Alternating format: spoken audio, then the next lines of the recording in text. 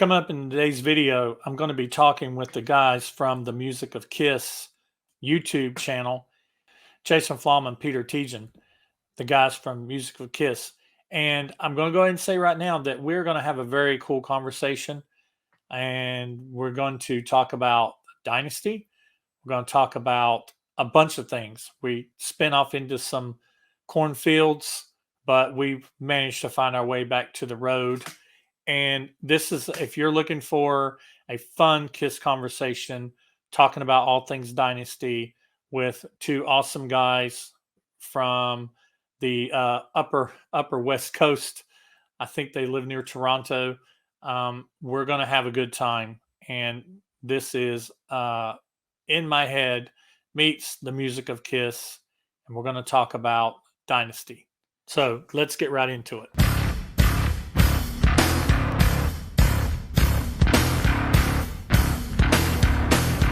In my head. Hey guys, it's Brant, and I'm back with another video, in my head video of fixing the KISS albums. And today we are going to be seeing if we can find problems, faults, fixes with Dynasty. KISS's Return of KISS, Super KISS from 1979. I was laying on that, but here we go. Yeah.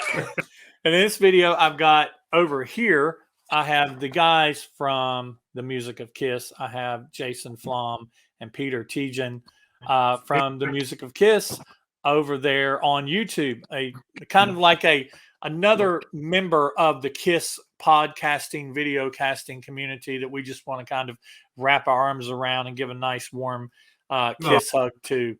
So, guys, it's so good. It feels good, don't it? Peter has goosebumps. You hug me twice, once for him. Yeah, there's my hug. There's my hug. Brett, where are you at? Texas? No, I'm in North Carolina. North Carolina. We're in Tacoma, so that's the magic of, East Coast, West Coast. Yeah, we're trying to expand it. We've got people overseas. We've got KISS podcasters in Germany and in Ireland and here in the States. We've got some up in Ohio, Chicago, here in this area. And let's see, Rick's from St. Louis, the St. Louis area. And then you guys all the way out there on the other side of the coast, all the way up in Tacoma. Pacific Northwest, yeah. Yeah, I've never been there, and I do want to visit one day. So I'll meet you guys in person one day because I will visit. Yeah, it's beautiful up there. In Seattle and Tacoma, we got some beautiful stuff. Yeah. Oh, yeah. So what I always do with new guys, new guests and everything is I want my viewers to find out a little bit about you and me get to find a little bit about you as well. I've discovered you guys' channel a while back, and I think I watched one video and really liked it and commented on it. And then I don't think I subscribed at the time. And just for whatever reason, I might have been at work, and I play videos at work while I'm working. And then I came back across you guys' channel probably a couple months ago, and I went all the way back to the beginning and watched all you guys' videos all the way up through. I'm caught up. I've all the way up to Love Gun. Well, thank you. I caught up with you, so you got to make more videos now. Oh, you know it. And I've left the comments on everything, and so yeah. But I want the viewers to find out a little bit about you. And so, starting with either one of you, what I really want to know is, what's your origin story? How old were you when you discovered KISS? What era were they in? What was your first album? What was your first concert? Just things like that. So, whichever one of you want to start. Jason, what are your secret powers origin? I guess I'm going first. Okay. So I got into KISS in 1978. I want to say it was late 78. And the reason I say that is I did not watch Kiss Meets the Phantom. But by the time 1979 came around and Dynasty came out, I was totally into them. So it was somewhere in between those two things. But yeah, by 79, and that's why it's very special that we're talking about this album today. That was like, I have more memories about this KISS album than any other KISS album. I was 8 years old. It was just, those were magical times. They were on TV all the time. As we all know, 2020, Tomorrow Show, Hot Hero Sandwich, 3-2-1 Contact, all those shows. I would watch those shows. I would audio record them. I don't know why I audio recorded them. I mean, I don't know. But anyway, I loved. We all used to put 2 tape decks front face to face, right? That's what we did. That's before VCRs. We did audio recordings. Yeah. Yeah. So my neighborhood was like a KISS neighborhood. I was really lucky in that regard. They were all kids my age. We were all into KISS, and this is the album this was the first KISS album that came out as I was into them. So it was very special to me and everybody in the neighborhood. I got to credit my neighborhood friend, Tim Ely, who got me into them. Just one day, he played Rock and Roll Over for me. It was a Sisters album, but he played it for me. And then, yeah, I was hooked. So that was my first album that I was really into. I remember buying it live, making my mom drive me to Budget Tapes and Records, buying that. So all throughout the 80s, just a huge fan. But here was my big dilemma. KISS, they came here in Seattle on the Dynasty Tour in 1979. I was too young. My parents wouldn't let me go. I was 8. Then they didn't come back until 6 years later, Animalized Tour. So I had to wait that long to see them. Finally did. And when I did see them, it was like 2 weeks after the MTV concert had aired. So it was the exact same show that I had just watched on MTV like 50 times. But it was still cool, obviously. I mean, finally seeing them in person. It was one of those things like, I can't believe I'm in the same building as these guys. You know? Yeah. Mm-hmm. So throughout the years, I'm going to try to name all the tours I've seen. Animalized, Asylum, Crazy Nights, Hot in the Shade, Revenge twice, Seattle and Portland. The convention tour in 95. 2 reunion shows, Tacoma, which obviously we're in Tacoma, but literally they played like 2 miles away from here, the Big Dome. The Lost Cities tour in Seattle. Then I did not see them again until the tour with Aerosmith, and what was that, 2003? And then Sonic Boom, what was that called? Alive 35 in Seattle. I've seen them play in Everett, which is up north of Seattle. Yeah, I saw both those shows. You seen both of them? Ironically, Sonic Boom was my first KISS show. Yeah, he didn't see KISS until Sonic Boom. I just never did. That is hard to believe. Anyway, continue. I'm a loser. The tour with Motley Crue I seen, just not far from here. I've seen the Spare Will tour. The 3rd time for me will be this November in Seattle. If my math was correct, it's their 16th to last show. You're going to the last show, are you not? I'm going to the 4th to last show. Okay. I'm going to the one in Chicago, in cool. Rosemont. Cool. Yeah. Nice. Yeah. So I think this will be 17 times. And of course I've seen Ace 3 or 4 times. And yeah, he's about the only solo member I think I've seen. Did you see Bad Boys Tour? No. It played in Seattle too. Never even heard about it until after the fact. But yeah, that's my KISS story. And I will admit to dropping out a little bit. I think most major KISS fans do. It was around the farewell tour time. I remember seeing interviews and stuff leading up to that, and it just wasn't the same anymore. You could tell they had lost the passion for it. In interviews and all that, they looked kind of, for lack of a better term, bloated and just like, Ace is falling asleep during the interview. You probably know the one I'm talking about. Yeah. So I just I still liked them, but I still would have called them my favorite band. But I was in other bands, getting into other stuff, When my daughter was 8, around that Aerosmith tour time, I took her to see them because she wanted to see them. And I just gradually got hugely back into it. And, Peter and I, to describe how we met, we didn't even know each other or anything, although it turns out we grew up right next to each other and we have all these mutual friends. But we were both in local bands here in, 2009, 10. And I just started hearing around town that there's this huge KISS fan, Peter Tietjen. You got to meet this guy. So instantly, I think I booked a show with his band just so I could talk KISS with him. And my plan worked. And the next thing you know, we're jamming KISS songs and we get a KISS tribute band together. And to be clear, this wasn't one of those Mr. Speed, professional bands, This was more like 4 goofy guys. Yeah, we were called Dr. Love, and we wore scrubs. We wore Dr. Scrubs. I had the stethoscope around my neck. We did things like that. Great. We were just having fun. Yeah. Okay. Right. We weren't trying to take it too serious. Yeah. But we did that. Well, for about a year. you can't take KISS music too serious. I mean, it is fun. Yeah, exactly. I'm just we weren't trying to make money off of it or anything. Yeah. I mean, let's put it this way: the gene in the band was like 5'6", so we knew we weren't very authentic right off the bat.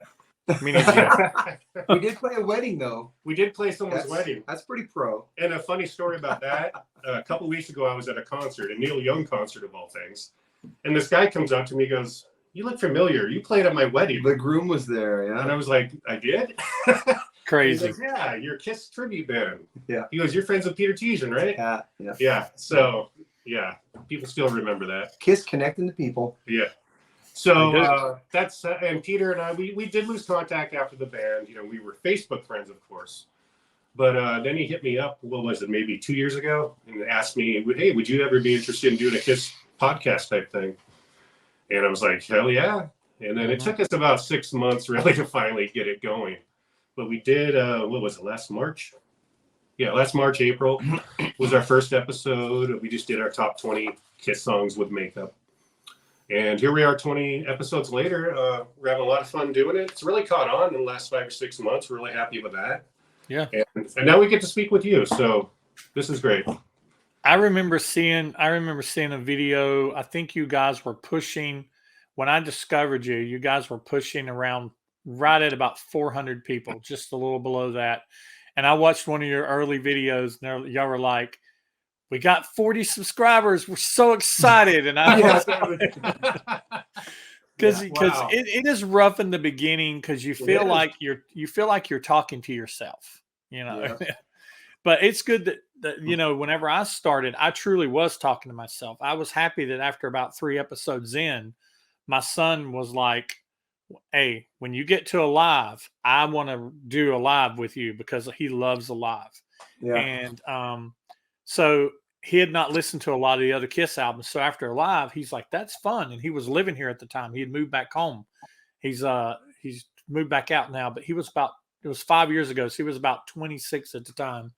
And he was like, "Well, you know, you do this weekly." And I'm like, "Yeah, I'm going to do it weekly, every other week or so." And he's like, "You going to go all the way through the albums?" I'm like, "I'm going to go all the way through in sequential order, live, you know, studio, whatever." He's like, "I'll do it with you." And he went all the way through Carnival of Souls with me. And he loves Carnival of Souls. He's a guitarist and he loves Carnival of Souls. There's one video of me and him jamming together. I'm on my Nice. electronic drums and on my Rollins, and he's got his guitar out, and he starts jamming some stuff off Carnival of Souls, and Yeah. we're just goofing off and stuff. But he's I into love all Carnival. that.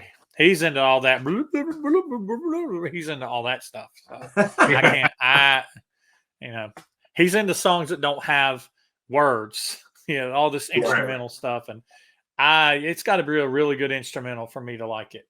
So he's into pretty progressive stuff then. He's into very progressive stuff. Oh, that's very cool. progressive. Yeah. So, Peter, what about you? I remember when I was a kid, I was born in 73. So when I was about eight or nine, I think they showed a repeat of the Tokyo Rock and Roll Party. That was on HBO, I think. I remember seeing it on cable TV. It was like maybe 81 or 82, actually, at the latest. 81 probably. And I remember watching it, and everybody was in the room, and I was thinking, what is this? This is really cool. You know, and I didn't really know anything about them. Someone came in the room and changed it, but I was just like an 8-year-old. I couldn't really say, turn that back. So I just, but it stuck in my head. And then a couple years later, I heard All Hell's Breaking Loose when it was released as the second single from Look It Up. And I thought that is a really cool groove. So that stuck in my head too. Oh, And then, Hey, thanks, Yeah. Ed. Thanks for the shout out. and then for me, it was 84 when I really got into them. And my friend, his name was Mike Shalansky. this is one of those guys who I knew too, but He passed now, yeah. But he went to his brother's house. Him and his brother's room was just one of those bedrooms. It was KISS posters every corner of the room, ceiling, which mine became. a year or so later. But that really turned me on to it. And I said, this stuff looks so cool. And then I'd kind of heard it, but I said, you got to let me hear the best stuff. Like, what do you think the best album is? He put on Deuce from Alive, and I said, you got to make me a tape of this. So I don't know exactly what he truncated. We talked about that, but he put Alive on side 1 and Alive 2 on side 2. It might have been a 100-minute tape. Might have all fit, but those are my first 2 records I had, Alive 1 and 2. So just perfect. It was all downhill from there. I was going to say that's all you need. That's it, man. That really that's the two greatest hits collections right there. And they're live and they're just pumped. They're just so fun. So that was it for me. And I also waned a handful of years later when kind of Hot in the Shade, Thrashes came out. For a few years, I kind of waned out of it a little bit, but Revenge kind of brought me back around. And, I've been up and down over the years, but I'm into so much different kinds of music. But people think it's funny that I'm way into Bill Evans, Miles Davis, Mozart, Kiss. Yeah. But I just like good, really great music, and I think Kiss is one of the greatest bands of all time. So. Yeah, absolutely. Yeah, I do too. Yep. And just in case somebody is watching my channel and hasn't, and this is their first video, I always forget to act like this is possibly might be somebody's first exposure. There's certain things in the YouTube thing you're supposed to do, but anyway. Just a quick overview of my origin. If you guys know it or don't know it, I don't know how many videos you've watched, but I became a KISS fan in August of '77, right after Elvis passed away. I just turned 8 in April prior. Elvis passed away. I was a huge Elvis fan. I started playing drums, listening to Elvis. I was actually playing drums in my church at the time, at 8 years old, and I'd been playing probably for a couple years. And I had a Bugs Bunny drum set. I was very proud of it. Bugs Bunny drum set in '77. That's just perfect. Yeah. And had those fiber heads on it and those cymbals that was like, hitting a pie pan. But they let me play in church. The wooden mallet on but hey, they let me play in church. Yeah. And when Elvis passed away, my grandmother mistakenly bought me a Destroyer album because she thought it was like one of those superhero albums, and she bought, which it was a superhero album. Yeah, that's amazing. They wasn't the kind of superheroes she thought. And so Destroyer was the first album I ever heard. And then in October, a couple months later, Alive 2 came out. And my mom took me down the record bar, or it was J. Joe's Records. It was a little place downtown Gastonia, and took me and bought me Kiss Alive 2. And I was very infatuated with Kiss, with Destroyer. But 2 months later, when I got Kiss Alive 2 and those images and that packaging and the tattoo and the books, I was amazing. Like, dude, I was hook, line, and sinker. I was hooked. And then right after that, I was the solo albums came out in '78, and I was 9.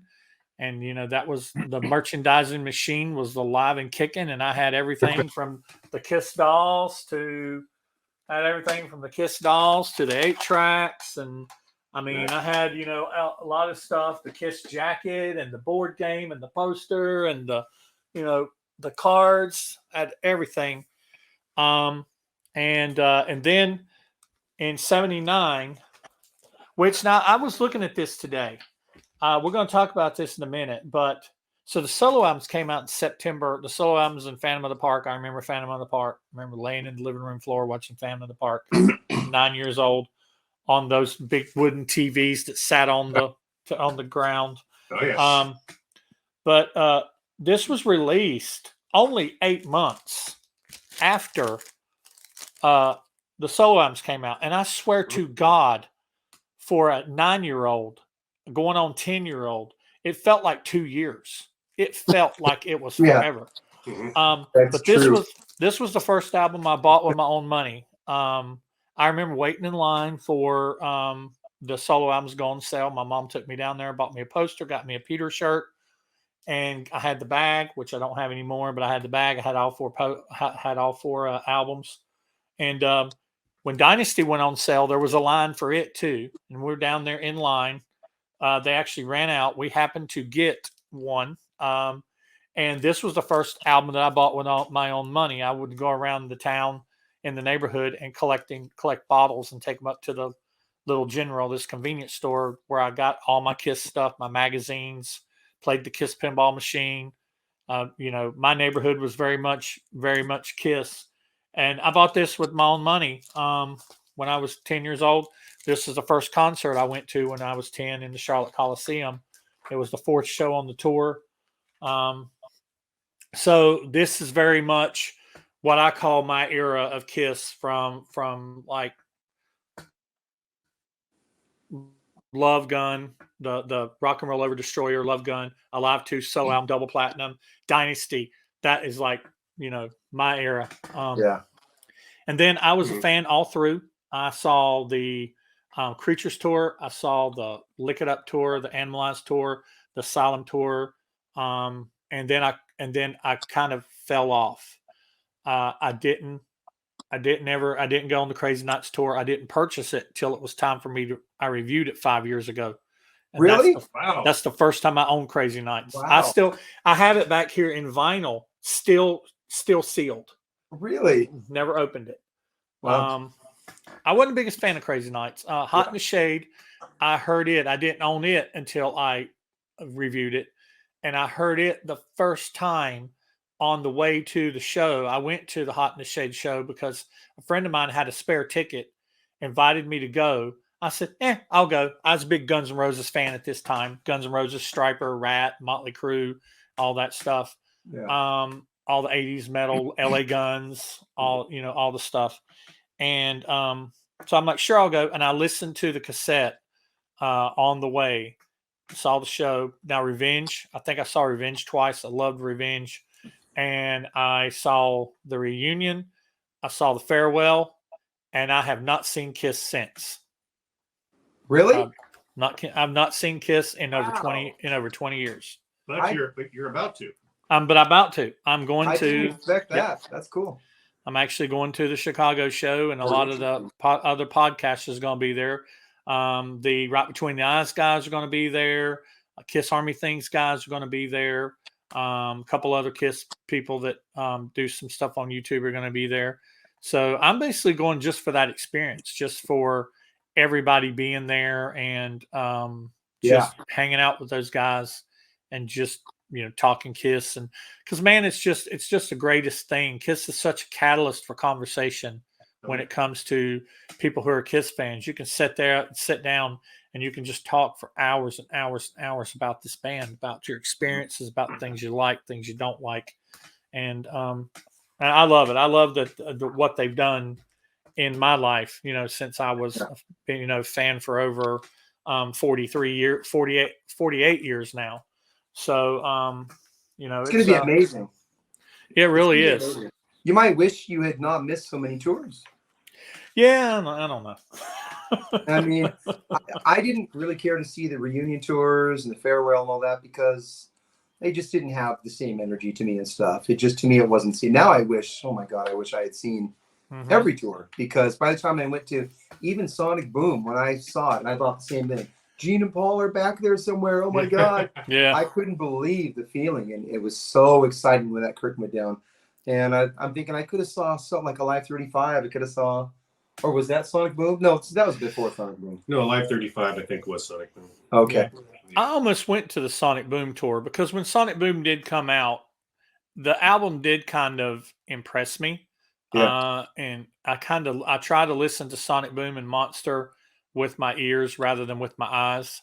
And I've always liked Sonic Boom. Monster has kind of grown on me the more I listen to it, but I still think that Sonic Boom is the better of the two.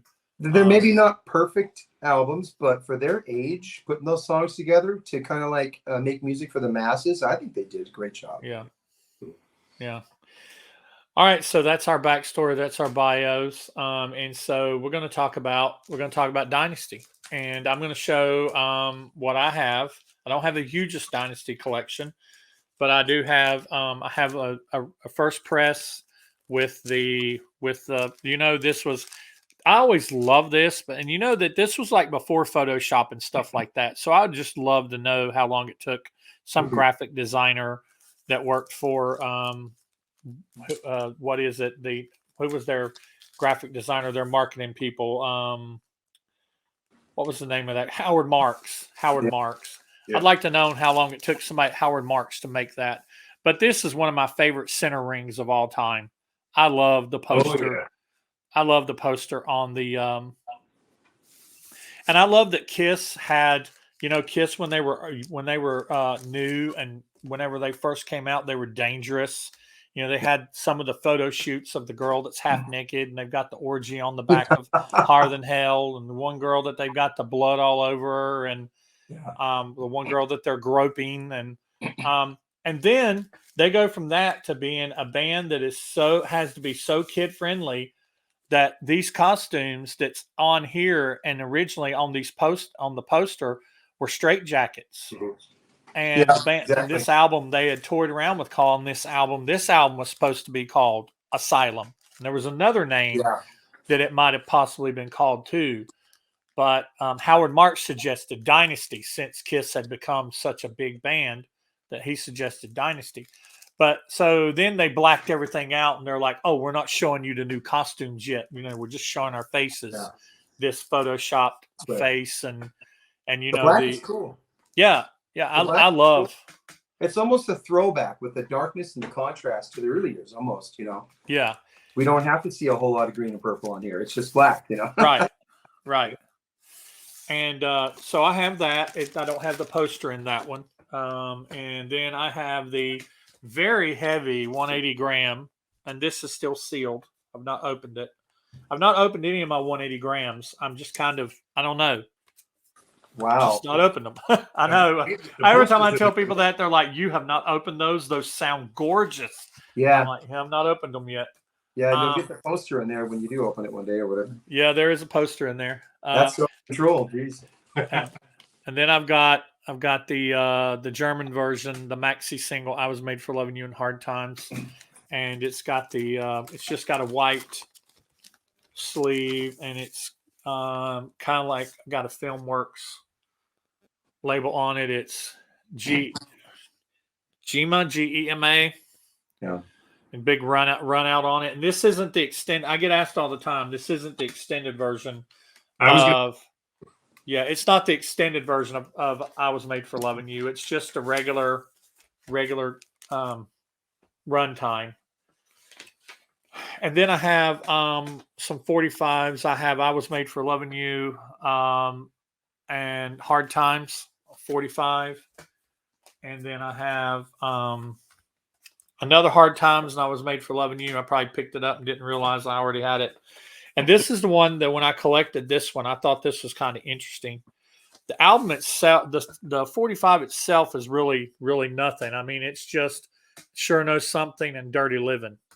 Yeah. But, we talk about connecting with other KISS fans.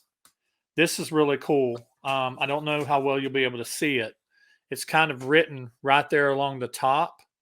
And what that says is Sure Knows Something, and it looks like a female's handwriting. Sure Knows Something / Dirty Living, KISS, Sears, October the 6th, 79. So they bought this. This was the week after this single was released. The weekend after, somebody went to Sears and bought this and put on there that they bought it at Sears. That's awesome. On October 6th, 79. I just think that's cool because it's Stars, right? The record store in Sears was called Stars. It does say Stars. It says Sears and then it says Stars there at the very end. Yeah. And it's like, I always love whenever you see something that's got somebody's, like this one here. This one has like KM initials on it. People write on their stuff and because they would go to a party and you throw it on the 45 and be like, hey, who's this belong to? Oh, it's KM. Oh, that's mine. I just love seeing that. And like my KISS game, my KISS game up here, if you go back and watch me playing KISS on tour, it has on the inside of the box where they were keeping score on some games and stuff. That's just so cool because it's like you get to see part of somebody else's history with that item. So what do you guys have anything Dynasty related interesting? Well, we're at my house, so This is all Peter's. So the first thing I want to show, it doesn't seem very special, but I remember seeing a lot of these dynasties. This is just a First Press American. But if you were here, you could see the slight indent around all the makeup designs where some kid took some paper tracing or some tracing paper. Like I've seen a lot of these I used to do that. Yeah. because the size that their faces are, it's just perfect for Yeah. doing some tracing off of. And what kid could ever draw these faces and make it actually look good? It was always so tough. You know what I mean? Remember Chance's star in our band? Mm-hmm. It's like he had the Chance version of the star. I don't know if you probably can't see it, but on mine, you can see the tracing around Yeah. their faces. That's So awesome. it happened on mine too. Yeah, absolutely. That's cool. So I have that, and then we have another American copy. But the special thing about this is it's still got the wrap on it, and it's got the like freaking pain save or whatever. Oh yeah. You know, wherever it was, pay and pack maybe, or pain Payless, save maybe. or Payless or whatever. And I just love any original stuff on it. You know, gives it the juju. Oh yeah. And then I have a pretty nice copy, Japanese copy, and it, the center paper looks like that on there. The funny thing is it's not very glossy. It's kind of a matte finish compared to the normal American version. And of course, these Japanese ones have, no, I don't have the lyrics in this one. I probably got a good price on it, and that's probably why. It's a nice shape though. And then I have a few 45s here also. Sure Know Something, Dirty Livin', a Japanese. Is this I Was Made for Loving You? I Was Made for Loving You. Japanese. I actually have two. Maybe somebody I know really needs one bad. Here we go. I'm looking at this backwards there. We got a couple of those. Wait, are you selling one of those? Is that what you're That's saying? cool. You need one? It's yours. It's yours. You can have it. But it's what do I cool. got? It's on the Victor label. Of course, they have the extra sleeve in the back. And the front is just one paper. Oh, that's cool. So it's pretty cool. And they put it all together in the. And if you're a punk rock band, that's what you do anyway these days. You get your 7 inches made, and then you make your own covers of Kinko's and stick them in there. Mm-hmm. That's so punk rock. I Was Made for Loving You, Hard Times, with the this is the Belfon, the German, and then like the one you had. I just got one roaming around that doesn't have a cover, but Yeah, I have this cassette.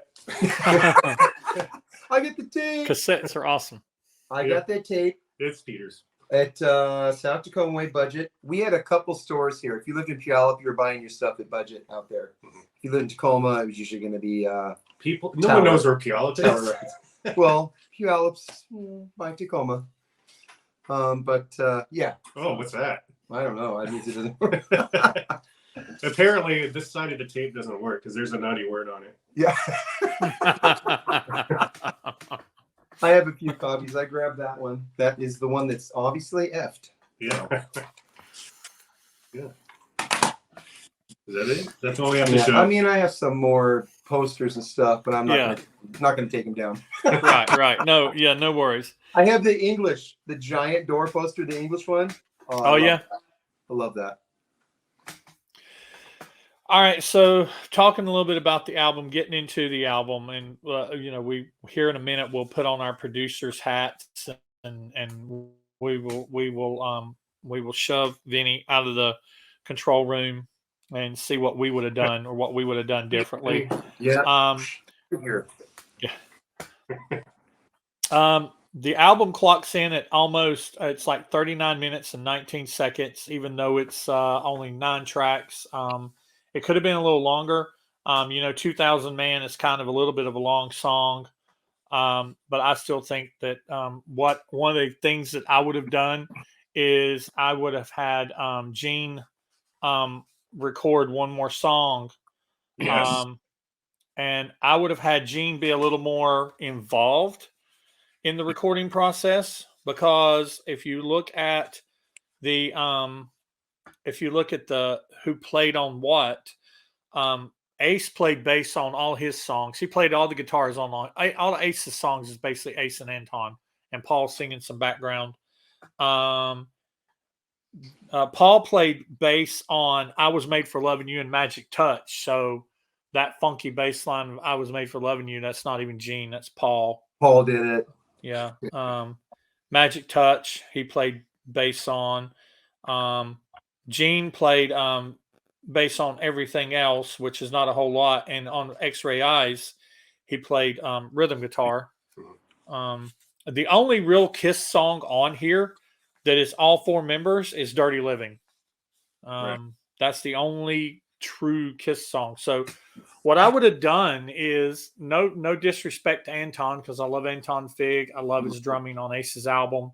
The Anton Fig that we know and love is not the Anton Fig on Dynasty or Unmasked, because he was still trying to emulate Peter. Because if we would have had, and I'm not saying that Peter is not talented, because I'm one of those people that stands in the camp that drummer that's on on side 4 of Alive 2 is Peter. Because I don't hear anything on there that Peter Criss couldn't have done. A lot of people's like, oh, he couldn't have done the drum fill at the end of Rocket Ride. The drum fill at the end of Rocket Ride is not that hard. That's Peter. Peter. That's Peter. The way he keeps that kick drum, Yeah. Yeah. Those are his tricks, really. Yeah.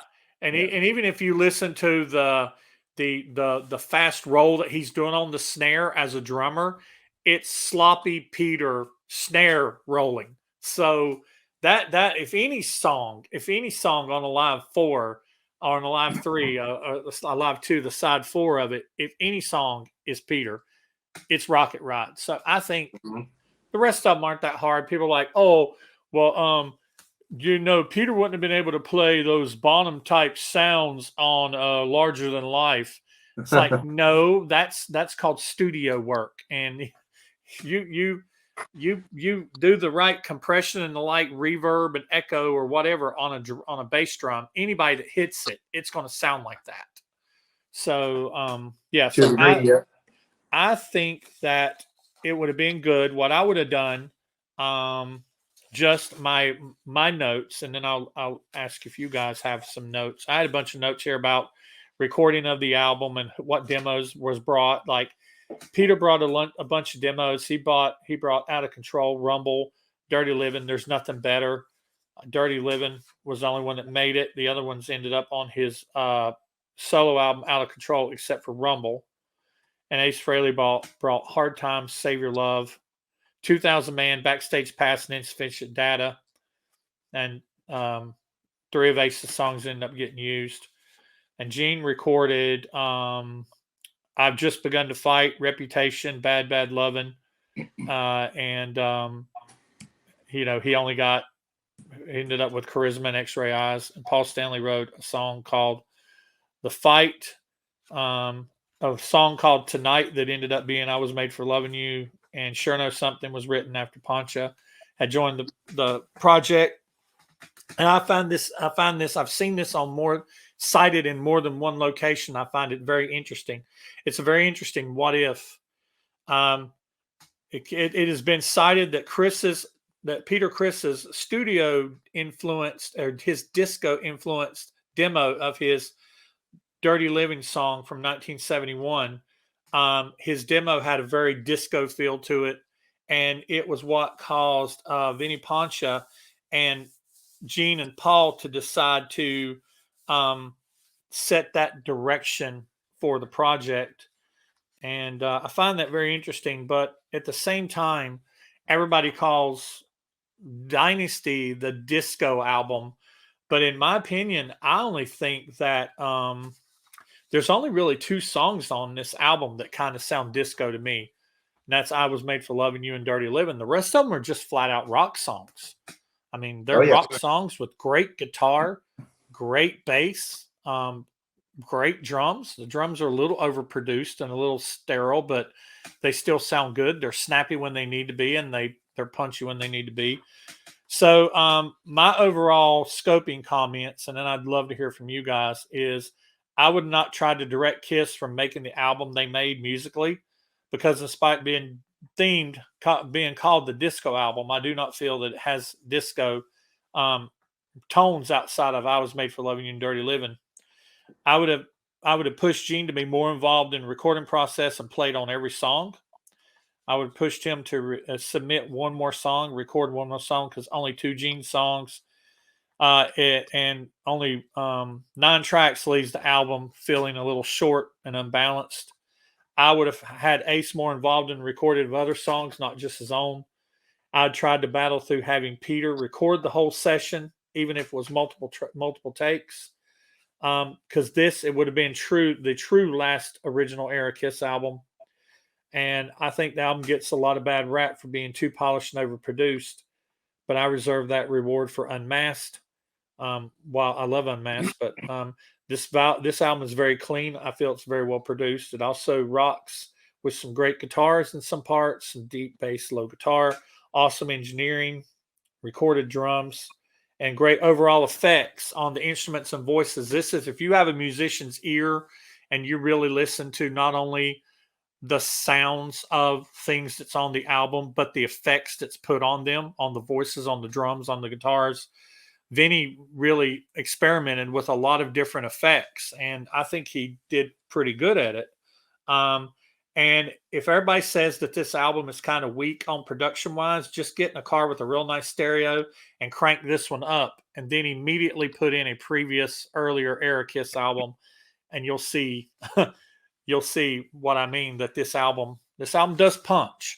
It has this is almost what I would call outside of some of the solo albums. Now, some of the solo albums are kind of inconsistent, like Peter's and Gene's, but Aces and Paul's are their fidelity of those albums, I feel, is really good. But outside the solo albums and not including the previous albums before the solo albums, I think that Dynasty is like the first high fidelity KISS album that we get. They had a lot of money. They had a brand new recording contract. You know, a lot of money went into making this album. And so, and I think as far as the sound of the album goes, it shows. Now, that doesn't have anything to do with production per se, much more of an engineering and type thing. But I think this album, as far as the sound of the album goes, it sounds great. So, what would you guys, I'm really curious about what you guys think, just general comments before we talk about specifics of any songs. Well, we totally agree with you. Peter and I were talking about this before. More Gene input, one more song would have been perfect. You mentioned the songs, Reputation. That was the song they recorded for Love Gun, right? They didn't make Love Gun. I think it's on the Love Gun double disc. That song would have been perfect. Mm-hmm. Would have been perfect. Great song. Yeah, one more song from Gene. I mean, then you have 10 songs. That's a normal album. Mm-hmm. You know, you mentioned it was 38 minutes already, and that, for KISS standards, that's kind of a long album already. Maybe they just thought, hey, it's long enough, you know. But one more song, come on, please the fans, give us 10 songs. Mm-hmm. You pick up an album, you want 10 new songs. Yeah. Yeah, and you mentioned 2000, man. I mean, yeah, it's like, what is it, 4 minutes and 58 seconds or something. It's not super long, but it is the longest song on the album, and I just think they could have added another song easily, you know. Yeah. And and 2 Gene songs is just not enough, and he only plays bass on 4 songs. I mean, yeah, you don't get the first Gene song until Charisma. I mean, it's like exactly Not on my order. Yeah, so listen to this track order. This is another thing we changed. He came up with this, but I looked at it and I was like, yes. Yeah. So the first thing about the album, after it's been produced and mixed and ready to go, I would say Charisma, because it just opens it rocking, you know, and it's what you want. It's what you want KISS to do, you know. And I was. Oh, you're talking about alternate track listing. Okay, yeah, let's talk about that. Yeah, yeah. So, all right. Charisma would open. Yes. I was made for loving you. It's the big hit. It's undeniable. It's hugely. It's magical. It's catchy. But it doesn't need to be one because it's going to be a big single. You know, it's already going to be on the radio. So Charisma opens a KISS album like a KISS album should. Sometimes when I decide song orders, I'm just like thinking of pacing and stuff. You know, you can't put everything amazing in the first 4 songs because you need consistency through the album. So I'd have Magic Touch next, 2000 Man. Then you'd have a Gene, Paul, and an Ace. There's always been way more Paul songs than anyone else on every KISS album because he's just a great writer and stuff. You know? Sure Knows Something. I think should have been a huge hit. I think that'd be a great way to go out with a bang on side 1. And then, you know, side 1 and 2 have to start with a powerful song because these are vinyl days here. So I Was Made for Loving You. Open side 2. And you got to put Peter pretty soon or people are going to get mad, right? Right. Yeah. So Dirty Living. Same place as Hooligan on Love Guns. Yeah. Hard Times is a solid song. X-Ray Eyes. I love it, but the verse is a little major. And I don't know. The mood of it is kind of odd and inconsistent as it goes. I like the chorus, I think, better than the verse. But it's got an outro-ish thing. And then Save Your Love really has an outro-ish thing because it's just this, what is it? Save Your Love, like for 20 minutes or something? Yeah. Repeat 50 times. Yeah. So it's got a vamp out feel, which vamps out nicely for the album for me. So that's an order that I might have chosen, but X-Ray Eyes is probably, I love this album and I love every song on it. There's not a throwaway on it to me. But X-Ray Eyes was, even as a kid and even to this day, it's the one that I was just like, you know. But yeah, the weird going back and forth from major to minor. Yeah. One thing I do like about it is you don't really catch it if you're not listening to it, even though it's right there in your face, but it's just kind of concealed in there so well.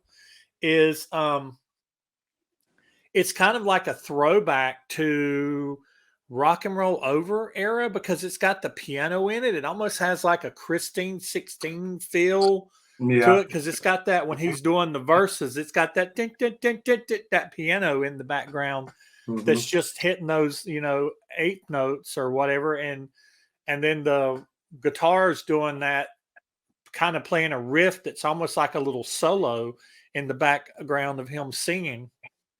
It kind of really throws me back to the rock and roll, the bookends of Rock and Roll Over and Love Gun era. I think the Rock and Roll Over and Love Gun could have been like a double album because they just play right in from one to the next to the next. Oh yeah.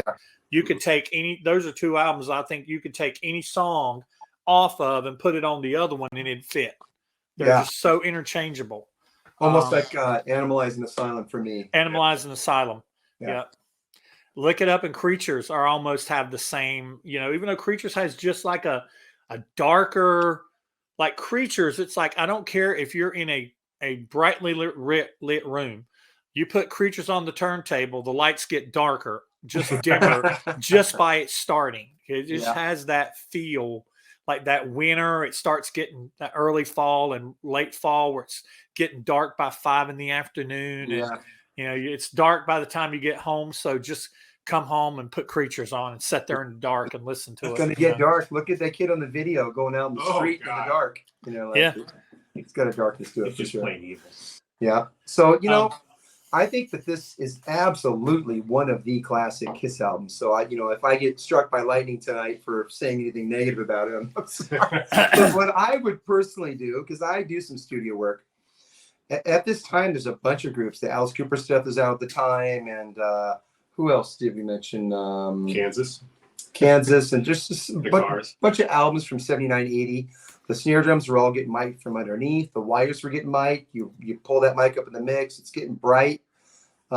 Drum toms and snares were getting much, much brighter in the late 70s and early 80s. And also, a lot of the drum sounds on hundreds of these albums sound like they're almost purely the close-up mics. You know, not a lot of room mics in there. So it the album has low end, but it's thin as far as the thickness of the drum sounds. You know, there's not a whole lot of room brought up in there and compressed in there and pushed in there, like say our early Zeppelin or something like that. So that's something I might change. Like I said, hopefully I don't get struck by lightning, but more distortion on the guitars. It's kind of like Priest Sin After Sin album, where it's like, where's the distortion? It's like the cleanest guitar sound I've ever heard in my life.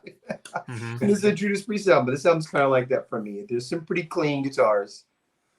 And they're filling out, they're filling out the space where that, especially on the Paul and Gene tracks. Like Ace tracks have a tendency to lean back a little more towards a little bit of heavier, just because he's playing on that Les Paul and he's doing everything. So the rhythm is Ace. So it has that Ace influence to it, and it's played on a Les Paul rather than on an Ibanez, or I mean on a Gibson. So I mean, you know, it's Ace. Yeah, I agree. It's Ace, and you ain't gonna go any other way. Right. Yeah. Right. So some of the production is what I would probably alter about it if I were a bigwig studio guy back in '79. Yeah. Yeah, Vinny wasn't a rock producer really, so yeah. Right. Yeah. What he produced? Ringo Starr, Leo Sayer. But they were trying to raise the band beyond just hard rock, the hard rock crowd at this point. So it's all intentional. Every note's intentional, really. Absolutely. I do like that the album has some pretty dirty, grungy bass sounds on it. You know, I like that. So Gene did show up. If that's even him playing. Yeah. Yeah, the some of the bass sounds almost like it almost sounds like they pushed. It's like they pushed the gain on the recording of the bass and then they compressed it, because it does almost sound like I recorded an album when I was a band I was in 2000. And we went to this guy's house. It was called Left of the Dial Studio. And he had converted his garage and a room off his garage into a recording studio. And so we were recording, the drums was in a soundproof room. And he had these two closets that he put the guitar amps in. He put the guitar amp in one and the bass amp in the other. And he was micing them. Well, we didn't realize that when our bass player grabbed his bass, when he grabbed his amp, he had two amps.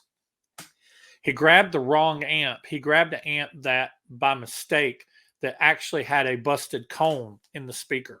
Yeah. And we got down there and the guy went to start hooking up and everything, and he started playing, and he just had this to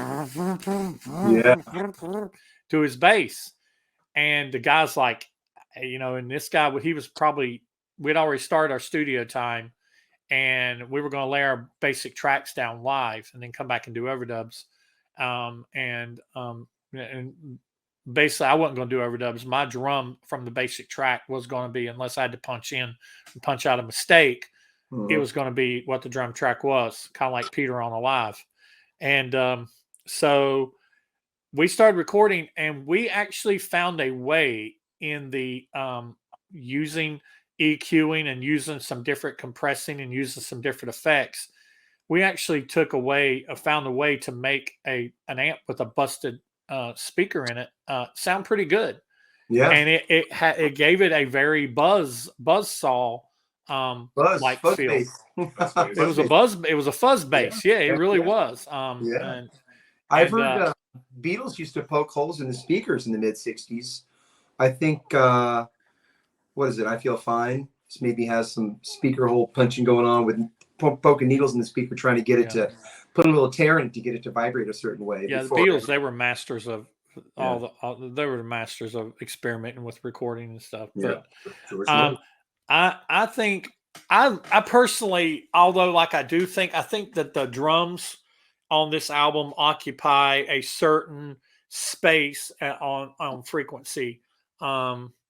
I really do think that everything could have been a little fatter.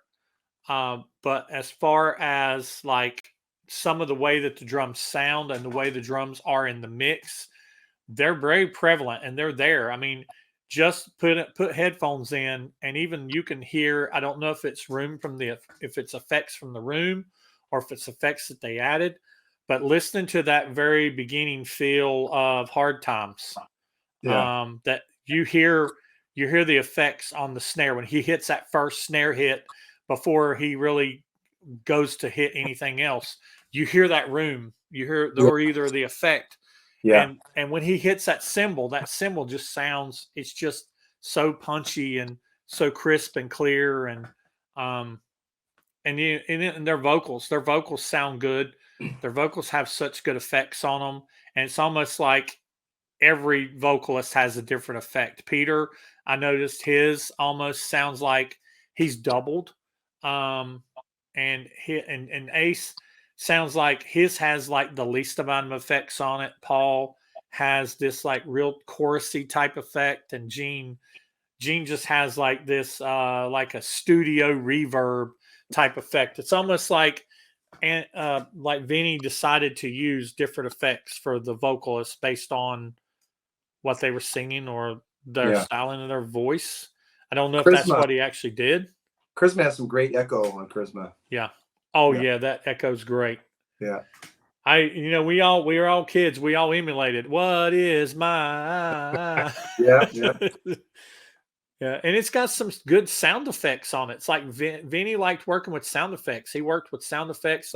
You got that when it does that breakdown and it's that whatever's going on in the background. And X-Ray Eyes has like, it sounds like the little X-ray beams. Yeah, exactly. And even on Mass, Tomorrow has the little slide whistle and the what Rick calls the billiard balls during Tomorrow. They're type. I don't know if that's clapping hands or if it's almost like smacking wood together or something. So Vinny uses a lot of sound effects on both this and the Unmasked album, the sister album of Dynasty. So did you talk about, Jason, what you'd do overall? Well, yes, the more Gene. More Gene. You mentioned getting Peter more involved. I mean, okay, if he wasn't up to snuff drumming wise, why not let him sing some more? Right. Even if it's just background. I mean, I think he could have did more. Okay. Drumming wise, he was fine on Dirty Living. There's nothing wrong with it, right? He should have just drummed on the whole thing. It's his feel that needed to be there. Right. Anton's amazing. He's an amazing fusion player, everything, but Peter had the KISS feel. Right. So you want him to play? The funny thing is the only drumming that sounds like Peter on this album is on Dirty Living. Yeah. I mean, and it's true because it is him. But Peter could have played. Could he have played? I honestly think that Peter could have played any song on this album. This album is not a technical. I mean, they're not playing. They're not Rush. They're not playing all kinds of crazy stuff. These are just good, straightforward rock and roll songs. Peter could have done it. Could have Peter done the fill at the beginning of Hard Times? No, but I would have liked to heard what Peter did. Maybe Peter would have done absolutely one of those. Awesome, let him be him. Yeah, Peter was good at. Just think about all the beginning drum fills that Peter did. The one at the beginning of Shock Me, the one at the beginning of Strutter. Think about all the beginning fills that Peter did. He could have. I'd like to hear what would Peter have done. And to me, Dynasty, if you look at it at the end of the day, Dynasty, as great as it is, and I don't want to get struck by lightning either because I do love it, but Dynasty is not a cohesive group effort. It is 4 guys making solo album songs and putting them on an album. It really is. If you look at it, it really is. These guys, like I said, the only song on the album that they all played on was Dirty Living. So you have basically Paul's doing his thing, Gene's doing his thing, Ace is doing his thing, and they let Peter do this one little thing, and it's just they managed to bring it together and make a good album. But this was not 4 guys that were working together. Yeah, to make this album. Like you're a band from like 1971 to 1975 or whatever, and then Yes comes out, gets all huge, and Emerson Lake and Palmer gets huge, and all of a sudden you're wondering, is our drummer very good? Well, it worked before, but the thing is, you're wanting to change something. If they would have brought Peter in, and well, they weren't getting along with him also, which is probably a major Right. thing. But just let him do what he does. That's where his power lies, you know. Yeah. So, But they could have been Guns N' Roses during the making of Use Your Illusion 1 and 2. Those guys didn't record in the studio together, and they put out a double album. yeah. That's amazing. And sometimes Slash and Axl and those guys, they weren't even in the studio. They actually scheduled being there at different times. They could have done rehearsals. Peter could have came in and laid down his tracks just with some scratch guitar, and the problem is that they were also writing songs while they were in the studio. They were writing "I Was Made for Loving You," and while they were in the studio, you hear those practice versions of "I Was Made for Loving You," and you hear the practice versions of "Sure Know Something," or "Magic Touch." Paul was actually writing a lot of these songs in the studio. I think Ace just still had songs left over from his solo album. Gene had probably songs that he had pulled out of his foot locker to put together as a quilt, like he always does. And because Gene always just had song after song after song, because he just had an idea and he would write it down and do a little scratch 4-track recording of it, and there's his song, there's his demo, even if it wasn't fully fledged out. Yeah. And Paul and Ace didn't work that way. Paul and Ace would come in the studio with songs that were fully worked out. I mean, you hear the demo of Love Gun, it sounds almost exactly like the recording of Love Gun. Yeah. So Paul would work them out that much, and Ace would do the same. Even all the way back, they talked about with Cold Gin, they said that Ace brought it in complete, ready to go. So Ace and Paul were definitely the two of the strongest songwriters in the band when it comes to writing a song that ends up being the closest to the completed product. Yeah. And Gene would write 4 songs and end up with 1 song or 2 songs and just kind of marry them together. One of the things I felt was missing off this album that I think it would have been real good to throw back to was, y'all mentioned about, give Peter some more songs, or let Peter sing part of a song, or Gene and Paul do the trading off of vocals like they did on albums after this. That is so awesome. I mean, they did it on just a few albums later on I. They traded back and forward on verses on on The Elder. Yeah. So yeah, I think it would have been real cool for them to pull out some of their old tricks and do some things that sounded kind of familiar to the band, to the fans. And I do agree with you, Peter. If you're going to have a song that's going to end up being as controversial and alienating to your aging fan base, the fans that was with you for the 5 years before that are now starting to age out. If you're going to make a song like "I Was Made for Loving You," I don't believe that's how you should start your album. I honestly don't think it's how they should. I honestly don't think it should have been the song that they should have released as a single. I'm going to be real controversial, and I'm going to say that I do agree. Like with Charisma being the opener, and maybe putting "I Was Made for Loving You" opening the second side. But I think right after Charisma, they should have put 2000 Man, and they should have released 2000 Man as the first single, because Ace was riding high with the band. Fans were eating Ace up. My sister, I started off when me and my sister, we both liked KISS. She discovered KISS after I did through me. She was a year and a half older than me, and I liked Peter at first, and she immediately chose Ace. I remember the Halloween in 1979, we got into a fist fight over who was going to put the Ace makeup on from our Kiss Your Face makeup. We got in a fist fight. And like Ace posters sold more. Ace posters sold more. They printed more of everything. If it was Ace, they printed more of everything. Yeah. So, in 2000 Man's a rocking song. So, and Ace had 3 songs on here. So take your pick. Either Hard Times or 2000 Man should have been the lead off single. Then hit them with "I Was Made for Loving You." Yeah. I agree. And I think adding the Gene song, the Reputation Gene song would have been great. Absolutely. So let's go down through the particular tracks. We do have a little bit of time left, and I kind of reserved us going down through tracks in particular last, and kind of saved the least amount of space for it, because I wanted to just leave a lot of room for conversation about the album itself. And but I do want to go down and get you guys' thoughts on tracks individually, if there's anything that sticks out outside of the scoping that you would have changed. So starting with I Was Made for Loving You, Paul plays rhythm and bass on this. Ace does a solo, and Tom plays drums. And it's kind of long too. I mean, the fact that 2000 Man is 4 minutes and 54 seconds, and I Was Made for Loving You is 4.5 minutes. Sure Know Something is 4 minutes, and even Dirty Living is 4 minutes and 27 seconds. I mean, these are some long songs. I mean, they're pushing well past the 3.5 minute mark, where they, these are some longer songs. But is there anything that you like or dislike about I Was Made for Loving You? Well, I don't like its placement on the album. We've discussed that.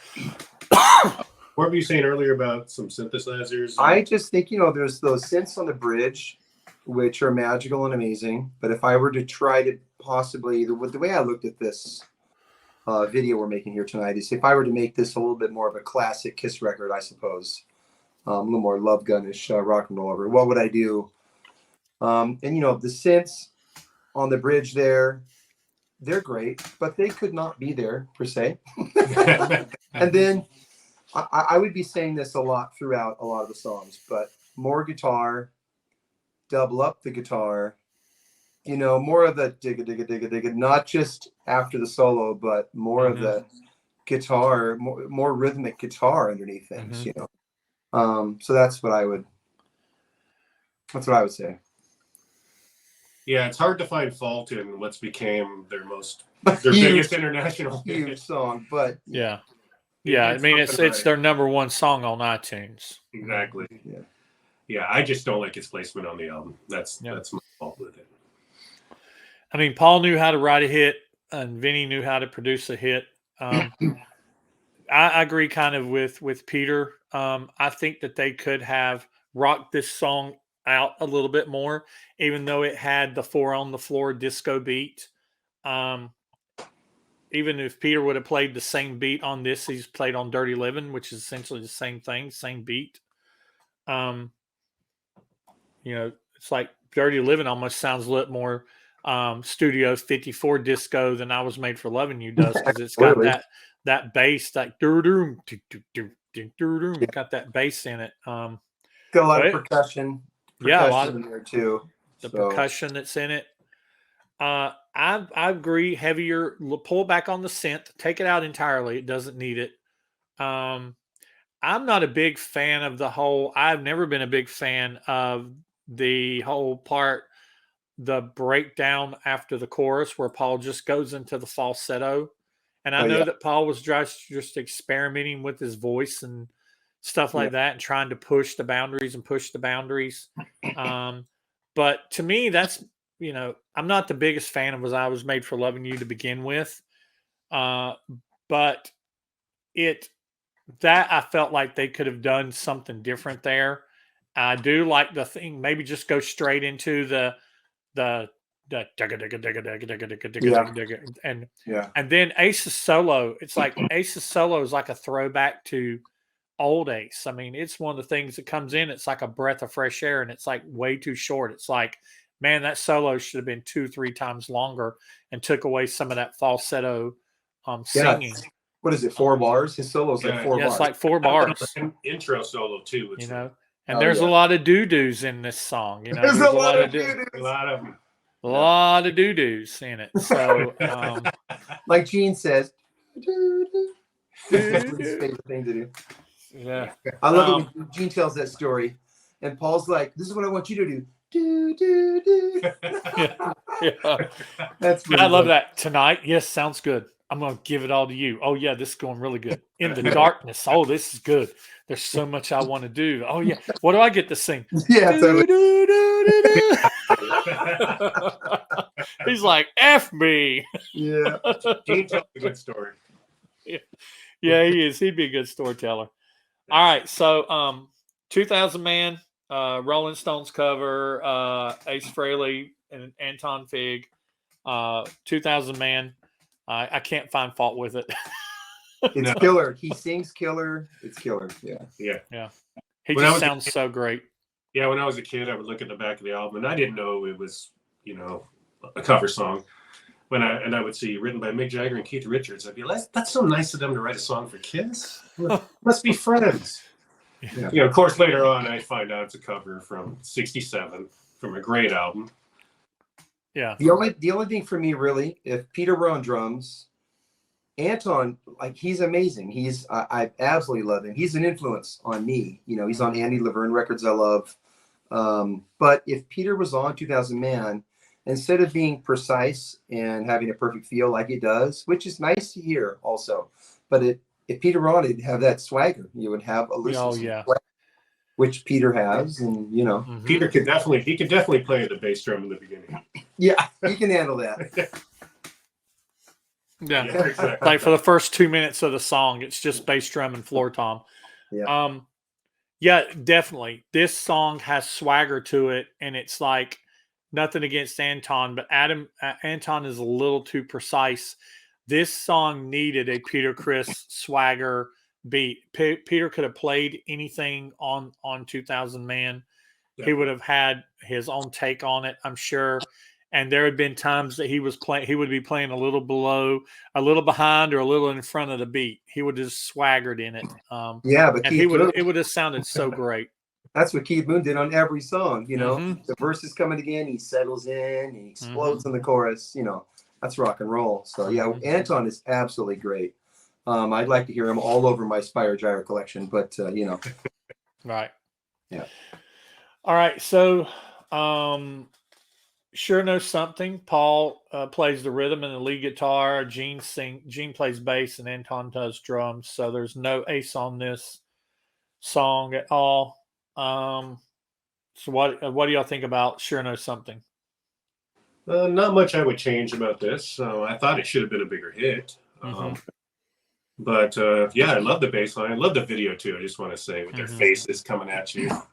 Yeah. But yeah, I think it's a perfect production. Absolutely a great song. And because of that, it should have been a bigger hit. The only thing I have always thought is that it's funny you said Ace is not on the song, because my note is that that's a hit, and add some heavy guitar underneath a bit. Maybe not hugely in the mix, but some, some rock guitar giving it that groove. And obviously Ace should have been on the song, because he probably would have added that. Don't break up the band, Yeah, that's what I think too. That's what I would have. Sure Knows Something. I love this song. It should have had Ace. Ace would have brought a different solo than Paul. You can always tell a Paul when Paul does a solo. You can always tell it's Paul doing a solo. He's good, but he's not Ace. He's a bit limited, right? And so Ace really melodic. Ace would have brought something different. Yeah, like he's very melodic. Like, and I know it's an influence from Ezrin, but the solo on what is it? Well, someone search for ones to guide us. Someone staring at me. Just a boy. Just a boy. That solo in that. That's like David Gilmour, Pink Floyd melodic. So the guitar in the background. Eat your heart out, David Gilmour. Yeah, I mean, it's just so he can solo, and some of the solos he does on his solo album are amazing. The one that he does that I always talk about, Hold Me, Touch Me. I love Paul's album, except for really Hold Me, Touch Me. I don't really care for that song. I think he's going a little too far with the lover persona. And I always talk, I'm like, my favorite part of Hold Me, Touch Me is the end. The solo at the end is amazing. Yeah. Once he comes in on his solo, I'm like, yes, this is the best part of the song. Absolutely. And then it ends. Yeah. Absolutely. I would have had Ace, and I love Sure Knows Something. I like when they do that little breakdown, that and you got that little that little sound effect again coming in, and it kind of, you listen to it in stereo, it goes back and forward, and it's kind of trippy and everything. And then on the snare, the that real fast reverb they've got going after it. And then it kind of builds up, and you hear that that little feel. You know, Peter could have done that. Even if he didn't do that, even if he just did one of those sloppy rolls, like where he put his head back, you know, it could have, like I said, it could have been a KISS song. They could have all done it. So Dirty Living, what about that one? Absolutely love it. I love when I think of Dirty Living, though, I think of Ace's guitar playing throughout it. He's like soloing throughout the whole song. I mean, yeah, love it. I like how Peter incorporates some references towards his older songs in it. Yes. Yeah, it's actually became one of my favorites on the album after all these years. Yeah, I absolutely love it. He went out with a bang. Could say that. For me, I thought the song always is a little bit of an odd fit on the album, but I know how it kind of fits into. We kind of talked earlier about how that whole Latin pop thing that was happening at the time was a whole scene for that, and I would take out a bunch of tambourines, percussion in there, and just, you know, add more distorted guitar and just rock it up. The other thing is those during the like those kind of like spooky vocals in there. Yeah. Those are a little weird, and I like weird stuff, but I don't know what's up. That doesn't sound like Paul and Gene. Come on, man, where's the demon? Right. I like Dirty Living. It's kind of funny that we kind of see a lot of things the same way. I think it could have been a little heavier. I love Ace's solo. Ace on this song is what saves me. Yep. The solo that Ace has. I love that long feedback driven notes that he does, and you hear Paul's rhythm coming in under it, that the real clean rhythm. I mean, Vini masterfully engineered and mixed this album in a way, because that when it first starts and it just kind of comes in and crashes, it'd been cool to have like a feel at the beginning or something before it kind of starts, I think, being a Peter song. And but you also have the guitars like playing that same rhythm, that da na na na na na na, and then you have those vocals too, and it kind of all meshes together. And maybe there's a little synth in there too, hiding out in the back somewhere. Yeah. But why not just make it guitar? Could you just imagine if that was just they come in and that bass, that doo doo doo doo doo. It could have been a lot more crunchy. Heck yeah! Put a Thin Lizzy harmony on that guitar, kick out those vocals, and get Gene and Paul in there, and throw the tambourine away. That's what I do. Yeah, I love it. I love the song. So lightning is gonna probably strike. Yeah. Yeah, like I said, I love these songs as they are, but I mean, if I had the ability to step into the control booth and get them to do what I wanted them to do, you know, this is what I would have done. Yeah. All right. Next one, Charisma. Yeah. Finally, Gene shows up. I don't know if you're an Alice Cooper fan, but his song "Is It My Body." This is like that song. It's like lyrically, it's the same song. You know, it's just a guy boasting, basically, a guy with a big ego. And Gene had a big ego at the time, so it fits him perfectly. I wish more of the album was in this vein, really. That's why we wish it would start out the album. Yeah, that'd be cool. But yeah, I love it. I love the background vocals. It sounds like 50 Pauls floating through the air singing that chorus. It's probably my favorite track in the album. Either that, Magic Touch. I love Dirty Living too. 2000 Man. I love them all, actually. I've always waited for this song. I put it on, and I'm like loving it all. I'm loving it. But when Charisma comes on, I'm like, oh yes, crank it up. It's just a great song. Put it on the car and crank it up. I love the effects and the vocals. I love that it's a heavy, sexy Gene song. It's not really a demon song, but I do love it. I love the attitude, and it's great. Yeah, and it was a minor hit in Mexico. Yeah, there was a video for a promo video. Yeah. They're wearing their elder costumes. Yeah. So love it.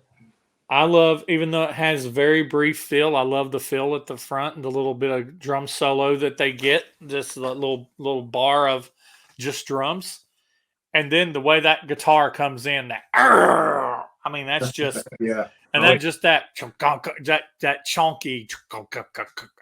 I love it. Wicked Lester never sounded better. Yeah. I'm telling you, you strip away some of the polish. This is an early Kiss song. This is a song that could have been on. It could have been on Hotter Than Hell. I mean, it has a very heavy. It's probably as far, and I know Ace's songs sound heavier because he's got some heavy riffs and he's got some distortion and everything. But as far as a heavy kind of plotting song, this is probably the most heavy metal song on the album. Charisma is.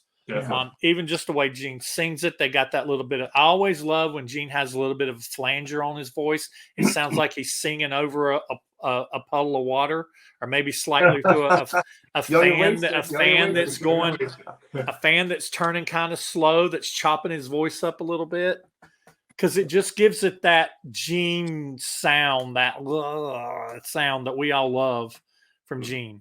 And I always love when they use that effect on his voice. And it's kind of like, this is his demon song on this album. Charisma is his demon song. Demon Lover. Yeah, I mean, and this is very close to being a Kiss song because it was Gene on the bass, Paul on the rhythm, Ace on the solo, and Anton on the drums. It's as close as we could have gotten to a Kiss song.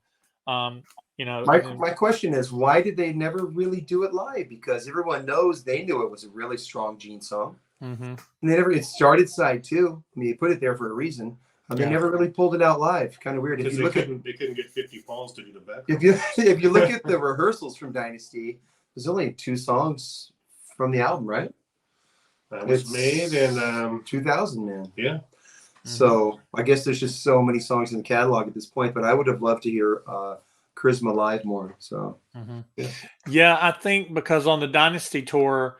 It's a shame because on the Dynasty tour they were doing all those songs off of their solos. Yeah, they were doing New York Groove. They were doing Tossing and Turning. I mean, they should have just let Peter do Dirty Living.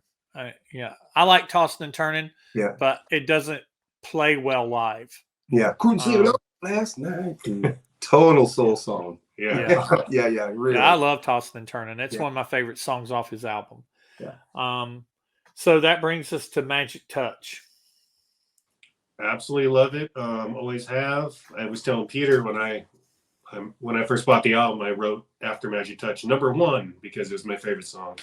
I got to see it live in 2006, which I was really happy about on Paul's solo tour. Yeah, it's a Paul Stanley construction, is it not? It truly is a Paul Stanley construction. It really is. It's. I mean, I hate to use the word, but it's almost perfect. I mean, I'm going to go on record as saying there's nothing I would change about it. And now I'm going to listen to you two change something about it. Yeah, like I would, how can you really change anything on the album? But if I were there at the time, I would say, is that Vini Poncia on background vocals? Or he does someone sing back up on the I would say he does sing. He does sing and play piano and keyboards. Just Gene and Paul on background vocals. Thank you very much. I would say add some chuggy guitars, and I think I'd be pretty happy. So. Mm-hmm. I love the way this song just comes and the way it just starts. I love that, and I like the way Paul's voice sounds on it. It does sound like somebody's singing along with him, and I would just prefer to be Paul or have Paul track it twice or double his vocals. I love how well the guitar sounds in this, and how when Paul plays it, like when they do anytime, like when he does that walk down on the chords when he says she's got the magic touch, and then and then during the chorus or during the verse, I like that it starts with the chorus kind of. And then when he's singing the verses, he's kind of doing that picking the individual strings, and then he does the I mean, this is all Paul. I mean, this is a Paul Stanley solo album song because he plays all guitars, bass, rhythm, solo, and Anton plays the drums. So this is just Paul and Anton and Vinny on this song. Somewhere, So- somewhere along their journey around what the solo albums, maybe the solo albums did it. Somewhere along there, they have the song and probably have the lead vocal down and the guitar solos, and then they go, "Oh, let's do some background vocals. Who should we get for background vocals?" I mean, I want to hear Kiss do the background vocals. You know what I mean? Right. Those early records on Paul's song, you hear Gene, or Right. Peter's song, you hear Gene in the background, Mhm. Getaway and whatever, and that's so awesome. That's when you buy a record by a band because you want to hear the band. You know, Didn't background vocals other than the band, didn't that start with Love Gun? Because Tomorrow and Tonight has the gospel the background village singers. people. I think that's Yeah. where it started. yeah, Or well, Yeah, it kind I of well could gotta it get the song though. Destroyer because they brought in the Harlem Boys Choir, Dr. Love. There's some Dr. Love There's too. good stuff. Yeah. Dr. Love. There's But some- on this album, it's consistently like mystery Oh, vocal, yeah. background vocals. Yeah. yeah, Mystery drummer at the definitely. time, too. One of my favorite parts, I think Magic Touch is close to being perfect as well. Other than what I just said, one of my favorite parts is, and this shows that it's Paul. You know, he's got his blueprint out. He's done walked you in the foyer. He's walked you around the kitchen and the dining room, and now he's about to walk you out into the grand area, the grand ballroom, where they Wait, come I out will of. go in his Yeah. I will not go in Paul's bedroom. where they come out of the chorus the second time, and it kind of breaks down, and he sings in that little high voice, and Yeah. it kind of pauses there, and you hear the sticks Mhm. hit together, and then it comes back in and he does those little harmonics. That's just masterful. That is craftsmanship at its best. It is thought, forward thinking, planning, execution, perfect execution. And that little bridge has got the falsetto, just like Oath. Yeah. Like when Paul does that little magical bridge in the Oath, you know. Mm-hmm. Mhm. All right. So Hard Times. Yeah. Ace is from the streets and he wants you to know. I don't know what I would change about it. Maybe not just all Ace, maybe. I don't know. It's not a very Kiss song. It's It's a solo album song. Like I said, Yeah. Ace's songs on this album is a solo, except for you have 2000 Man where you get some other members of the band singing in the background. Save Your Love, you got Paul singing in the background, which we'll talk about. But Hard Times is all Ace, even on the solo. When he's saying "I don't want to be there," it's still all Ace. Yeah. I like that that's him. For me, the song, we go dun dun dun dun dun, that you might call it a bridge, but it's reoccurring. So it's really like a second chorus almost. Mm-hmm. Personally, for me, although it's pleasing, I would tell him to take that out. And because it added a different texture to the song. The first chorus was good enough as it is, and let's add some more guitar solos because that's what we want from Ace. So that's my only really thought on that. Other than that, that's a solid tune. Oh, very solid. Yeah. Nice hard edge to it. The thing I love about Hard Times is Ace. We just talked about how Paul crafts something, and then let's talk about how Ace crafts something. The whole beginning, the drum fill at the beginning is amazing. I'd love to hear what Peter would have done. I think Peter would have done something very close. But I think Peter may have done something kind of similar to, but maybe not exactly like he did for Shock Me. But the whole big thing before Ace starts singing, that the trade-off between the guitar and the bass and the rhythm, that just the straight rhythm that Anton's playing, not be influenced by what's going on, because Ace is going back and forward in between this stuff. He's kind of pulling a trick out of the bag that he did with Ozone. The dun dun dun dun. He'd play just one note at the beginning. Peter, you being a musician, you know what I'm talking about. He'd go dun dun dun dun, and then come back down. He'd go dun dun dun. He'd hit two notes, and it threw it off in And so Yeah, and like Anton, call and response kind of thing. Yeah. yeah, and Anton then was just playing that straight. He was doing something where he was hitting 2 times on the snare and then on the tom, tet tet and doom, tet tet and doom, and that's all he did. But it made it sound so more complicated because Ace was doing this trade off between what he was doing on the guitar, changing the rhythm one like an eighth note every time. He was just swapping back and forth, and he kind of does the same thing with Hard Times there at the beginning, where he's just kind of playing 2 instruments together, and he's fitting them together in he's already fit them together in his head, so he plays them out like that. I like Hard Times. There's not much I'd change about it, other than I would have liked to have had Peter playing on it, and maybe I love the solo, but I wish that there would have just been a little something different, like maybe something with that bridge, something. I feel like that's kind of like a little bit of a, when he goes into that, I don't want to be there, and he kind of goes into that. It's kind of, I don't know, it kind of takes the song down a step, but it's still a good song. It loses the momentum a little bit, but yeah. X-Ray Eyes, our second installment from Gene, and Gene plays the bass and the rhythm guitar, and Ace does the solo. And I don't know if it's exactly clear, like that Paul didn't play on this at all, but he's not he's not credited. But Gene is credited as playing rhythm guitar, so it kind of leads me to believe, well, if Gene's playing rhythm, why would Paul play rhythm too? Yeah. And that's kind of like a throwback. This album is very much it is the conception of what they did on their solo albums. It's like the delivery of what they did, because even Gene on his solo album played more rhythm guitar than he did bass. He chose to get other people to play bass, and he chose to play rhythm on a lot of albums, on a lot of songs, but he writes a lot of his songs on rhythm guitar. He don't write a lot of his songs on bass. He writes them on rhythm. So, but yeah, X-Ray Eyes. Yeah, I like it. I mean, it's probably my least favorite on the album.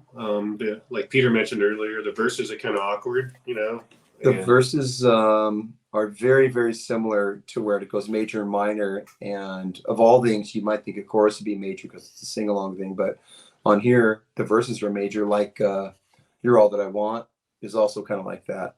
So it's kind of a weird mixed up mood. I mean, it's kind of cool, but, I guess I might say don't necessarily change it, but let's make the verse all minor and mess around with it and see how that goes. How about put Reputation on instead of yeah, totally.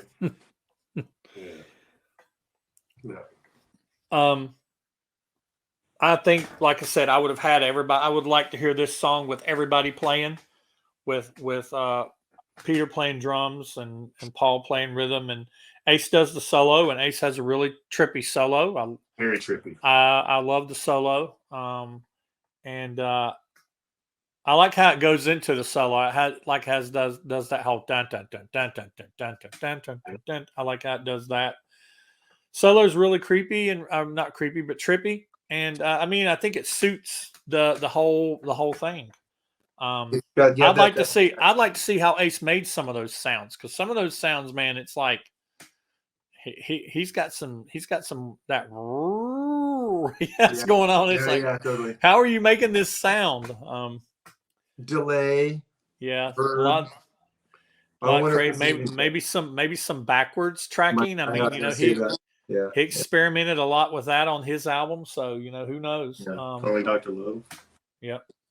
Yeah, Calling Dr. Love too. But it does have that that is a pretty cool section. That's a cool part. From out of nowhere. And it's just sometimes KISS does they don't get credit for doing some pretty progressive musical things that get them to the next section or get them in and out of a solo. It happens a lot on Analyze and stuff like that.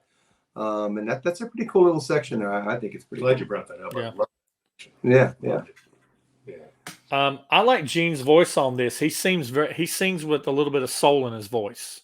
Mhm. And I do like that. It's not the same Gene. I like all the different voices that Gene has. That's the thing that Gene don't get a lot of credit We for. talk about that a lot. Yeah, We he's got talk like about that 6 a lot. voices. Yeah, Yeah. totally. Yeah. He has all these voices, and Gene is not just always yeah. He's not Yeah. always that. No, yeah. not at all. Yeah, he's not always God of Thunder Gene. Sometimes he's sexy and seductive Gene. Yeah. Like, I know you write me sexy letters. That's why you can And- compare him to and- Paul McCartney at times. Paul McCartney Yeah. also has like 7 personalities that come out. Yeah. Of him. And I love the soulful Gene. Like I said, this sounds like it was a song that they could have recorded in some of the, could have been on Destroyer. It could have went on Rock and Roll Over, where I like sexy, that not sexy, but that soulful voice that he has in it. Yeah. But then in it, he does have a, yeah! I mean, he does do it in it. So yeah. Yeah, I've always liked the idea, just the title, X-Ray Eyes, and the idea that I've got X-ray eyes. Yeah, it kind of fits into It's- this whole superhero thing. It's very cool, Mhm. So I can see right through your lies. Yeah, and it's got some creepy the creepy background vocals. yeah, kind of X-ray. Beatle. Yeah. And then the little sound effects, the little whoosh, all those sound effects like the X-rays going off. Yep. And Yeah, then the final As we final talk track. about it, What's that? I actually love this song now. That's my favorite song now. Now it's your Oh, favorite. what Yeah, is we're the talking X-ray? All I want to do is listen to it. Yeah. And then the final track, Save Your Love. First thing that pops out in my mind is nothing that would change, but I just want to say it's one of Ace's best solos. Yeah. That solo is amazing. Yeah. Yes. It does get kind of repetitive towards the end. Maybe I'd change something about that. Paul is very prominent on the background vocals, His vocals are mixed loud, yeah. Yeah. Which is cool. I like that. I always like when you can hear somebody else in somebody else's song. But it's a good song. Ace is very spiteful in it, and it sings with some venom. His vocals are great. Great vocals. Yeah, I like it. I mean, I think it's a great album closer. Yeah. It vamps out on that chorus, which vamps the album out, which brings it out. It's a good closer. I wonder if it vamped out originally, or they just did it because they knew it was going to be the closer. Maybe they did know they were going to end with it. Yeah. So, yeah, I love it. I love most Ace songs though. So. Yeah. Yeah, it's another Ace solo song, all guitars, Anton on drums. Oh yeah. I love the way it just starts. I love that dun dun dun dun do do do do do, and he just comes in. You are my woman, woman. Straight to it, I love the solo. I've always loved the solo, and I love the spoken word. Girl, it's over. Yeah. And he gives a little kiss. We've had some good times. Now they're gone. So long. So it's just like so awesome. It's like, this is Ace's first love song on a Kiss album, isn't it? Well, is it a love song though? Well, it's a FU I used to love the song, I guess, but it's not about space or getting shot or right. Yeah, not about not about growing up in the city. Yeah, exactly. I love his screams. I love, baby, it's over, over. Yeah, I kind of wonder. I do think, honestly, the part of this song that gets on my nerves the most is the save your love, save it. Yep. That kind of gets to me. I almost wonder what they could have done differently there. Guitar solo over that. Yeah. Could have. Yeah. And you're talking about it vamping out. I noticed that when it vamps out, when it's getting near the end, they start doing the higher "Save Your Love." Paul starts throwing that one in, and it's like, okay, you just changed it, and now you're starting to fade out. So you do get that. This is the end of the album song.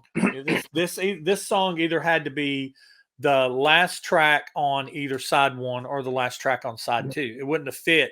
Just because the way it goes out, it wouldn't have fit anywhere else. It would have been weird. It would have been like whenever they do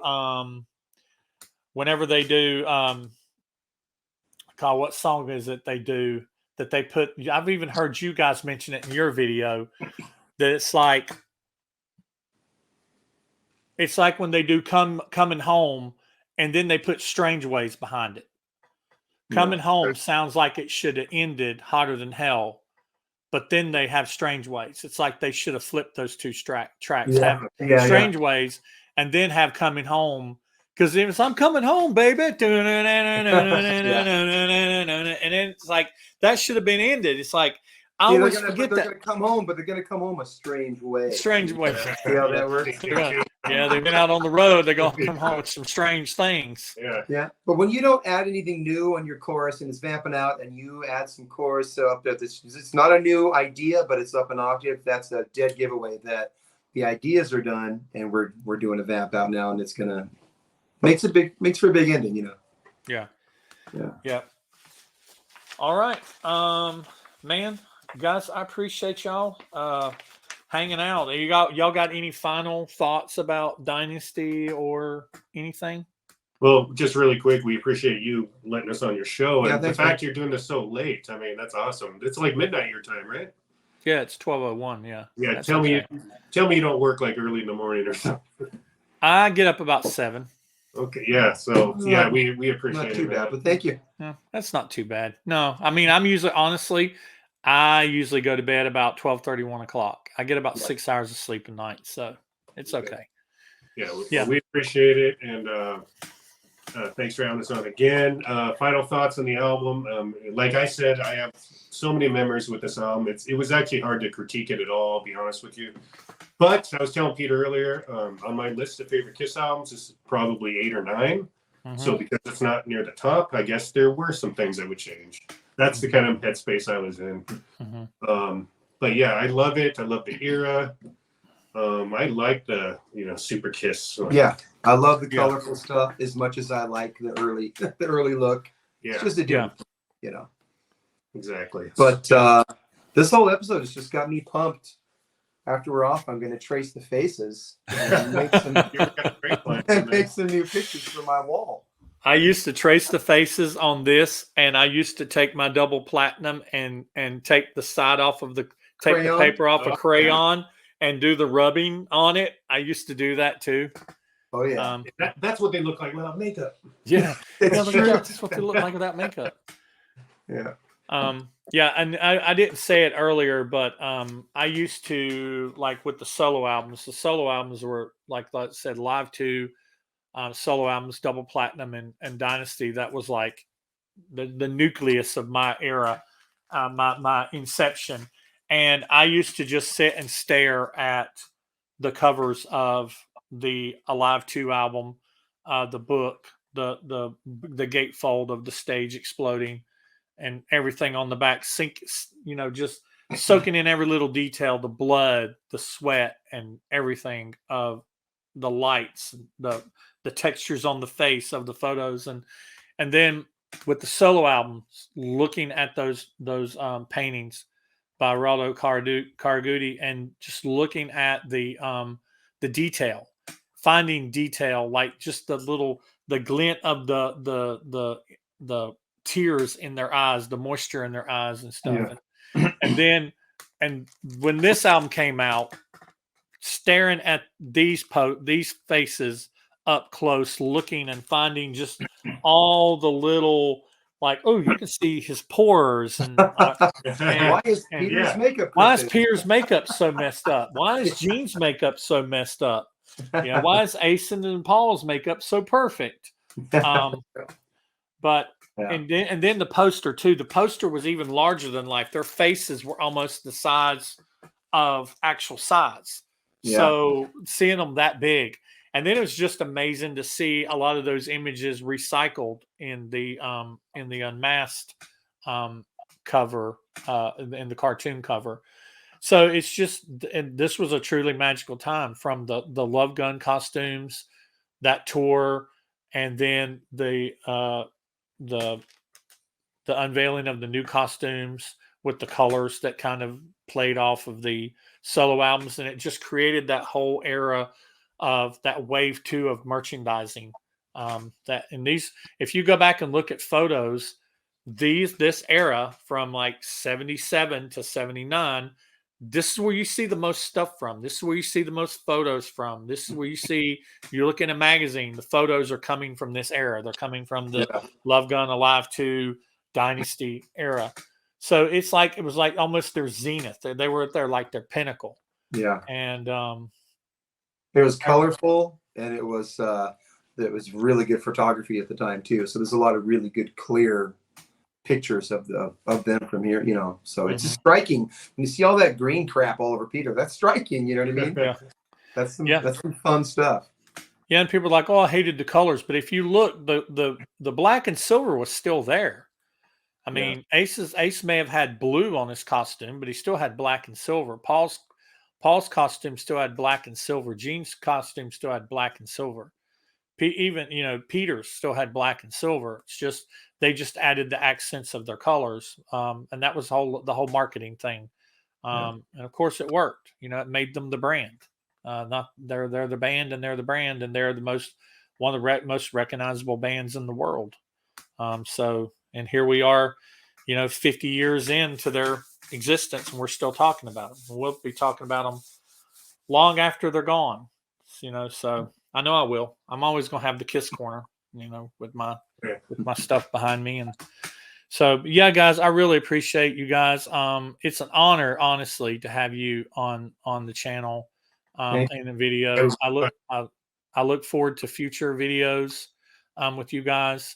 And I meant to say it earlier in the show. I may put an edit on the beginning of this.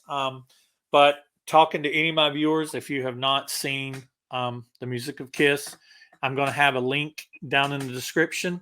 And I'm also going to, at the very end of the video where you see the channel link for my channel when it's playing the video out, I'm going to put a link to their channel there as well. So you can click on that and get to them. I want you guys and gals that watch my channel to be able to get to these guys easily and take the time to go back through their back catalog. It's like they said, it's about 20 videos, about a year and a half worth of work. And you owe it to yourself to, if you want to hear two guys sit down and not only talk about the band or the album or the songs, but talk about what was going on and all this little trivia and stuff. I mean, I thought I knew everything. And I mean, not everybody knows everything, but what I loved about watching your videos was learning, because people told me they learn on mine too. I've learned on yours, and hearing somebody who has some of the same thoughts that I do, feels the same way that I do, notices the same thing that I notice. And so it's just kind of cool. It's like hanging out with two friends talking KISS. And a lot of times I think I've watched some of y'all's videos. I have some favorites I've actually watched about 3 times through, or listened to about 3 times through or 4 times through. It's how can you lose when you got two guys talking about dudes in tights? I mean, you know, Exactly. fun. Yeah. Thank you very much, though. That was all very nice. Thanks, man. Yeah, we're going to talk you up, too. We've been watching you for years. Yeah, well, good. I appreciate that. Yeah, I don't know if it'd ever be conducive for me to be on a show with you guys, but I'd love to sit down. Man, any opportunity I get to sit down and talk about KISS, I never turn it down. I make time for it. And so it's been a pleasure having you guys on. And that's going to be all for this one. We're still talking to you guys out there. We're still talking to you.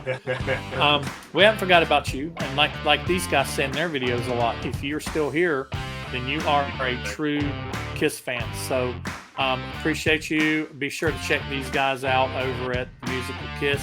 Links are in the description and at the end of this video in a few seconds. And I appreciate all of you watching. Be sure to subscribe. Jump over there and give them guys a subscribe and check out their videos. You will not be disappointed.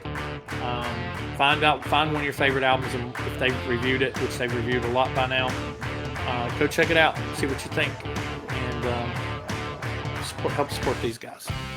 All right, that's all I've got for this one. We will see you in the next one. Thank you, guys. Music of KISS, Jason and Peter. Thank you so much. And we will see you in the next video.